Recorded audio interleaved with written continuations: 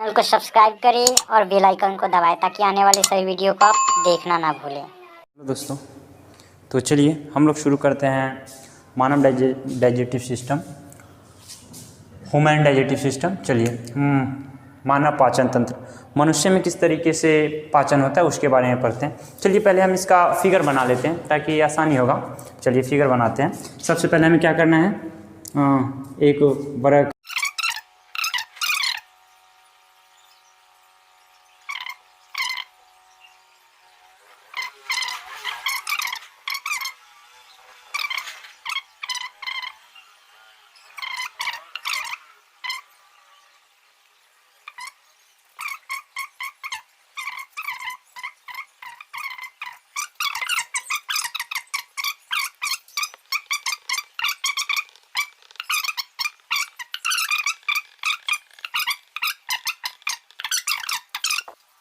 चलिए तो ये रहा ह्यूमन डाइजेस्टिव सिस्टम। चलिए हम लोग इसका भाग एक देख चुके हैं, इसमें कुछ पढ़ाए थे। ठीक, अगर नहीं देखे हैं तो आप डिस्क्रिप्शन में लिंक दे दूंगा, देख लीजिएगा। देखिए आज हम लोग पढ़ेंगे, यहाँ तक पढ़ चुके हैं, मुख के बारे में पूरा पढ़ चुके हैं। आहार नाल से भोजन आने के बाद कहाँ आता है, आमाशय में।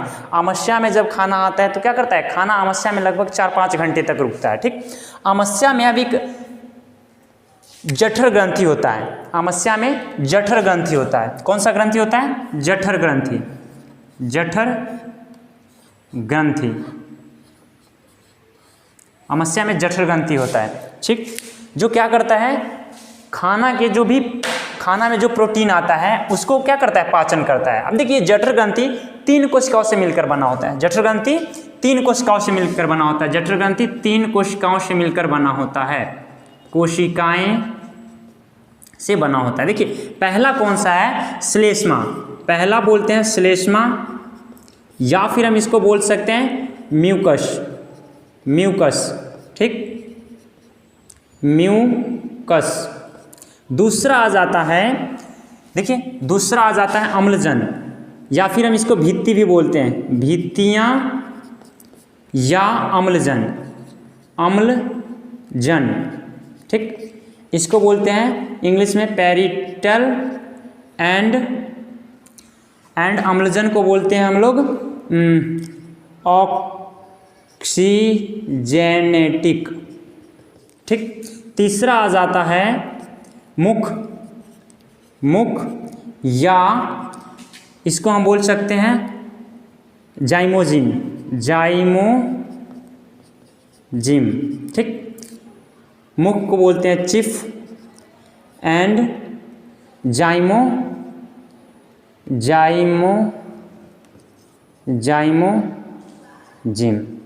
ठीक, ये 3 ग्रंथि होता है। तीनों ग्रंथि से क्या मिलकर बनता है, ये तीनों ग्रंथि से मिलकर गैस्ट्रिक जूस बनता है। ये तीनों ग्रंथि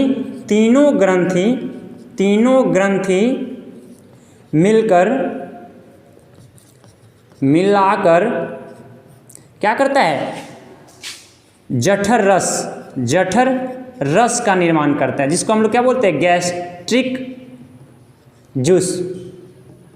ठीक, तीनों ग्रंथि मिलकर क्या बनता है, जठर रस यानी गैस्ट्रिक जूस का निर्माण करता है। अब देखिए गैस्ट्रिक जूस में क्या पाया जाता है, एक एंजाइम होता है जिसको हम लोग बोलते हैं हाइड्रोक्लोरिक,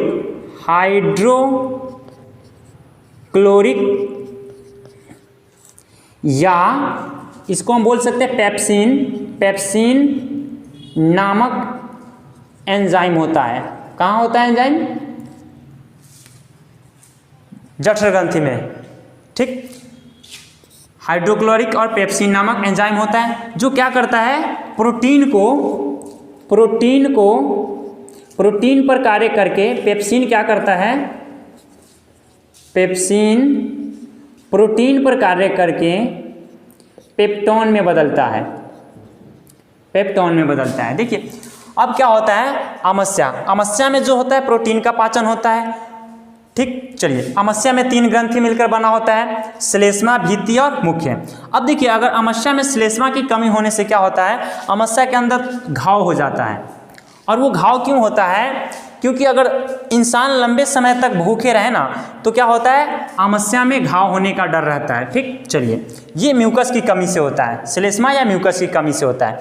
अब आते हैं हम लोग, खाना जो है आमाशय के अंदर लगभग 4-5 घंटे तक टिका रहता है, जिसमें किसका पाचन होता है, प्रोटीन का, और कुछ वासा का पाचन होता है। वासा यानी तेल का भी पाचन होता है। ठीक, चलिए इसमें लिखिएगा आमाशय में प्रोटीन तथा वासा का पाचन होता है। ठीक, देखिए प्रोटीन का पाचन के लिए कौन सा एंजाइम होता है, पेप्सिन नामक एंजाइम होता है, जो प्रोटीन पर कार्य करके क्या बनाता है, पेप्टोन बनाता है। ये आपसे पूछ सकता है। ठीक, चलिए अब हम लोग आते हैं कहाँ पर, ये हो गया आमाशय हो गया। चलिए हाँ, अब आते हैं वासा। वासा का भी क्या होता है, इसमें पाचन होता है। ठीक, तो थोड़ा सा बोर्ड साफ कर देते हैं ताकि अच्छा लगेगा।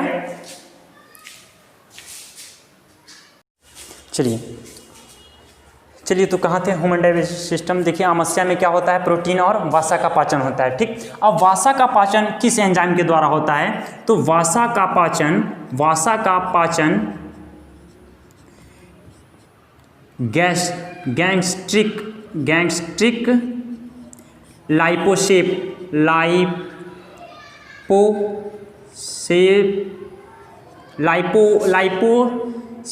के द्वारा होता है। लाइपोसिस के द्वारा होता है। किसका पाचन होता है, वासा का। वासा यानी तेलहन टाइप का जो पदार्थ होता है उसका पाचन होता है। ठीक, अब देखिए गैस्ट्रिक लाइपोसिस क्या करता है, गैस्ट्रिक लाइपोसिस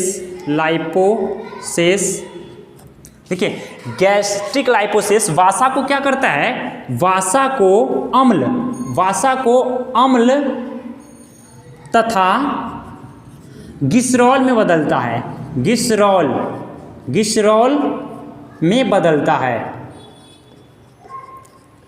अब इतना होने के बाद क्या होता है, भोजन जो है पूरा लुई यानी मुलायम हो जाता है, लुई की तरह हो जाता है। और ये जो भोजन लुई की तरह होता है उसे हम लोग क्या कहते हैं, काइम कहते हैं। ये भी नोट कीजिएगा, भोजन लुई की तरह होता है उसे काइम कहते हैं। उसे क्या कहते हैं, काइम कहते हैं। काइम कहते हैं। अब क्या होता है, काइम यानी भोजन यानी काइम क्या करता है, पाइलोरिक छिद्र द्वारा छोटी आंत में प्रवेश करता है। नोट कर लीजिएगा, ये भी इम्पोर्टेंट टॉपिक है। काइम यानी भोजन, काइम पाइलोरिक छिद्र द्वारा छोटी आंत, स्मॉल इंटेस्टाइन, छोटी आंत में प्रवेश करता है। देखिए तो हम लोग आमाशय में पढ़ चुके हैं। आमाशय के बाद आप कहाँ जा रहे हैं, छोटी आंत। ठीक, चलिए छोटी आंत के बारे में देखिए। यहाँ पर ये छोटी आंत है। ठीक, देखिए छोटी आंत जो है आहार नाल का एक सबसे लंबा भाग है। छोटी आंत की लंबाई लगभग 6 मीटर और चौड़ाई 2.5 सेंटीमीटर होता है। ठीक, और ये जो आमाशय से जो यहाँ पर जो ये छोटी आंत में मिल रहा है, इस जगह में जो होल है उसको हम लोग क्या बोलते हैं, पाइलोरिक। क्या बोलते हैं, पाइलोरिक। अब इससे क्या होता है, जो कुछ भोजन लुई यानी काइम यानी मिहीन हो जाता है जो भोजन, वो इसके द्वारा छोटी आंत में आता है। इसमें जो वासा और प्रोटीन का पाचन होता है तो होता है, नहीं होता है तो शेष क्या हो जाता है, कहाँ जाता है, छोटी आंत में आ जाता है। अब छोटी आंत में देखिए, छोटी आंत में क्या आता है, छोटी आंत भी 3 भागों में बटा होता है। ठीक, तो छोटी आंत के बारे में पढ़ते हैं। छोटी आंत स्मॉल इंटेस्टाइन। छोटी आंत 3 भागों में बांटा होता है। पहला क्या है, ग्रहणी। पहला को बोलते हैं ग्रहणी। 1 मिनट बोर्ड साफ करते हैं। ये देखिए तो छोटी आंत में पढ़ चुके हैं। छोटी आंत जो है 6 मीटर लंबा और 2.5 मीटर चौड़ा होता है। ये आहार नाल का सबसे लंबा भाग होता है। चलिए, छोटी आंत 3 प्रकार से बांटा होता है। देखिए, जो भी भोजन अवशेष बच जाता है, जिसका पाचन नहीं होता है, वो कहाँ आता है? छोटी आंत में आता है। छोटी आंत को हम लोग 3 भाग में बांटते हैं। पहला है ग्रहणी, दूसरा है जेजुनम, तीसरा इलियम। ठीक, अब देखिए ग्रहणी के बीच में 2 नली होता है। ग्रहणी के बीच 2 नली होता है। बीच 2 नली होता है। एक नली किसका होता है? एक नली पित्ताशय का होता है, यानी पित्त का। एक नली किसका होता है? पित्ताशय का, या इसको हम पित्त नल बोल सकते हैं। पित्त नली बोल सकते हैं, या फिर बाइल डक्ट बोल सकते हैं, बाइल डक्ट। ठीक, दूसरा हो जाता है अग्नाशय। इसको हम लोग बोलते हैं पेनक्रियाज। ठीक, देखिए ग्रहणी के बीचों बीच 2 नली होता है। एक होता है पित्त, जिसको पित्त नली बोलते हैं, या फिर अग्नाशय। 2 होता है। ठीक, अब देखिए पित्त का क्या कार्य होता है? पित्त का कार्य होता है, जो भी भोजन हम ग्रहण करते हैं तो उसकी अम्लता को क्षारीय में बदलता है। यानी अम्लता यानी खट्टे चीज को क्या करता है? तीखा में बदलता है। ये किसका काम होता है? पित्त का। ठीक, पित्त का काम होता है कि खट्टे भोजन को तीखा में बदलना, यानी अम्लीय भोजन को क्या करता है? क्षारीय में बदलता है। ये नोट कर लीजिएगा। चलिए नोट कीजिएगा, पित्ताशय, पित्त का कार्य होता है पित्त अम्लीय भोजन की अम्लीयता को नष्ट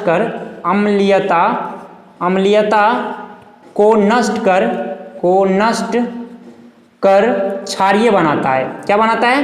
क्षारीय बनाता है। अम्ल यानी खट्टा होता है, क्षारीय क्या होता है? कड़वा होता है। ठीक, चलिए अब अग्नाशय का क्या कार्य होता है? जो भोजन बच जाता है ना, तो अग्नाशय में सभी अव्यय एंजाइम मौजूद होते हैं। अग्नाशय में क्या होता है? सभी अव्यय एंजाइम मौजूद होते हैं। वो क्या करता है? सभी भोजन को पचाता है। ठीक, चलिए अब इसके नीचे आता है इलियम।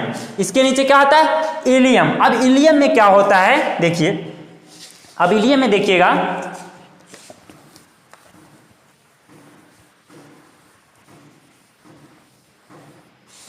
एक मिनट सही से साफ करते इसको। इलियम के अंदर जो है क्या होता है? आंतरिक जो क्षेत्रफल होता है वो अधिक होता है, ताकि आप अधिक से अधिक भी खाना क्या होता है? इलियम में अवशोषण होता है। ठीक, इलियम में क्या होता है? इलियम में अनेक प्रकार के एंजाइम उत्पन्न होते हैं। उसे क्या बोलते हैं? उसे अंतरस बोलते हैं। नोट कर लीजिएगा, इलियम में विभिन्न प्रकार के एंजाइम उत्पन्न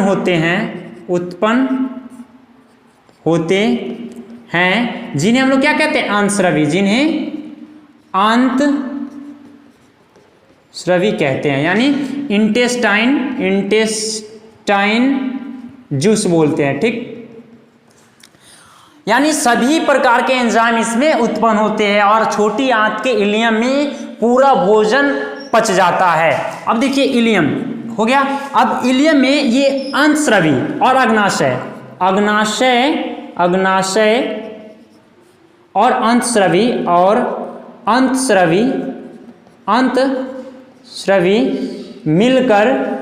मिलकर भोजन को पूर्ण पचा देता है। भोजन को पूर्ण यानी पूर्ण पाचन कर देता है। ठीक, चलिए अब जब भोजन पूरा पाचन हो जाता है, पूर्ण रूपेण पाचन हो जाता है भोजन जब छोटी आंत के इलियम से, तो बड़ी आंत में जाता है। छोटी आंत से जाने के बाद कहाँ जाता है? बड़ी आंत में। और छोटी आंत और बड़ी आंत जो मिला रहता है, उस ज्वाइंट को हम क्या बोलते हैं? सिक्कम। नोट कर लीजिएगा, छोटी आंत और बड़ी आंत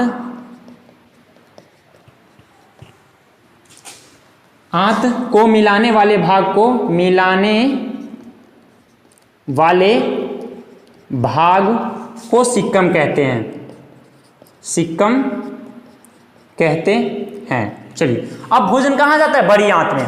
अब बड़ी आंत जो है ना दो भागों में बटा होता है, एक कॉलम और एक, चलिए बड़ी आंत के बारे में पढ़ते हैं। देखिए बड़ी आंत दो भागों में बटा होता है, एक तो होता है कॉलम और एक, हाँ दो भागों में बटा होता है, एक कॉलम और एक मालाशय। हाँ कॉलम एक होता है कॉलम और दूसरा होता है आमाशय, दूसरा मालाशय, ठीक। या फिर हम रेक्टम बोल सकते हैं इसको, या फिर हम क्या बोल सकते हैं, रेक्टम बोल सकते हैं, ठीक। चलिए अब जब भोजन बड़ी आंत में आने के बाद क्या होता है, यानी भोजन का पाचन छोटी आंत तक ही होता है, उसके बाद भोजन कहाँ आता है, बड़ी आंत में। और बड़ी आंत क्या होता है, दो भागों में बटा होता है, कोलम और मालाशय या रेक्टम बोल सकते हैं, ठीक। अब इसमें क्या होता है, जो शेष बच जाता है, जिसका पाचन नहीं होता है वो रेक्टम में जाता है, जिसका पाचन होता है वो कोलम में जाता है। अब जो रेक्टम में जाता है तो उसको क्या करता है, बॉडी बार बार मतलब मलद्वार के थ्रू बाहर निकालता है, और कॉलम को भी यही करता है, बार बार क्या करता है, बॉडी समय समय पर उसको मतलब मलद्वार के द्वारा अवशिष्ट पदार्थों को क्या करता है, बाहर निकालता है। तो चलिए दोस्तों, ये हमारा क्या हो गया, ये मानव पाचन तंत्र खत्म हो गया। एक वीडियो दिखाऊंगा आपको ताकि समझ में आ जाए, एक शॉर्ट सा। अगर दोस्तों अगर अच्छा लगे तो इसको सब्सक्राइब कीजिए। Thank you.